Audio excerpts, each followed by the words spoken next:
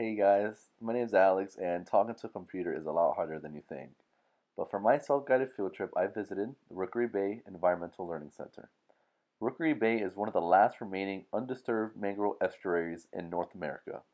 The reserve consists of up to 110,000 acres of mangroves, uplands, and protected waters. A wide variety of species of birds and fish live within the reserve. They are protected by the Florida Department of Environmental Protection and cooperation with the National Oceanic and Atmospheric Administration. I visited Rookery Bay because it was close to home and I was kind of hoping I would be able to kayak through all the mangroves. But sadly, you can only kayak from November through April. But my mind was already set on visiting Rookery Bay. It's a beautiful place. I got to see some cool and ugly fish like this toadfish.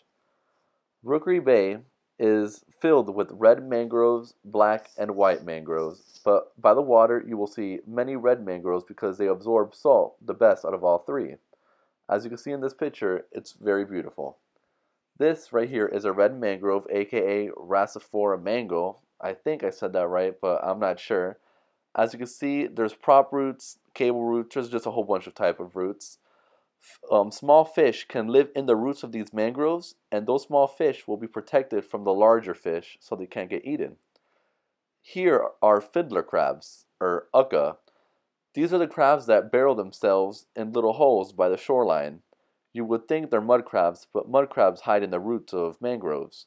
Also, there is a mangrove tree crab which climbs on the side of the mangroves. But here are the fiddler crabs with one large and one small claw.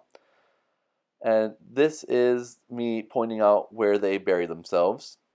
There was many holes on the shoreline, and the moment they saw me, they were not afraid to run away because they just ran. Like I didn't even get to get a good picture. So here's a Google picture. Here's my drawing. As you can see, it's labeled out. And yeah. I also learned about backwater bays, where the salt from the Gulf mixes from the fresh water from streams and canals. The bay water's condition changes constantly, so bay water in the reserve is a low energy system, which means they are not affected by waves. Scientists use a variety of tools to monitor the water quality and biological diversity in estuaries. Educators also use these tools to teach students marine science and coastal ecology. Some of the tools measure animal populations, other test for water clarity and salinity levels.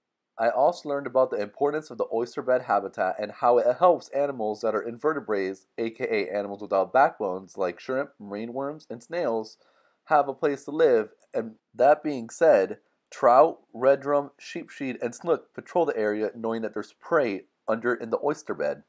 Like we learned in class, we're seeing how the CO2 levels on Earth are extremely high on how they used to be before. This is something I found very interesting, how the Florida looks like in the present day, how Florida will look like with a 1 foot rise, and then how Florida will look like with a 5 foot rise. It's crazy to me how much Florida becomes covered. Here is more information about the three types of mangroves, and this is a very cool fish. This is called the scrawled cowfish. The body of the fish is covered in hexagonal shaped thermal plates rather than scales like most fish. It has a pair of spines projecting from its forehead, resembling a cow's horns, hence the name cowfish. This was a very interesting place to visit, and I've learned many things. Here's a picture of me with the mangroves, and here's a picture of me in front of the Rookery Bay Learning Center. Thanks for watching, guys, and sorry for the accent. I talk a little fast.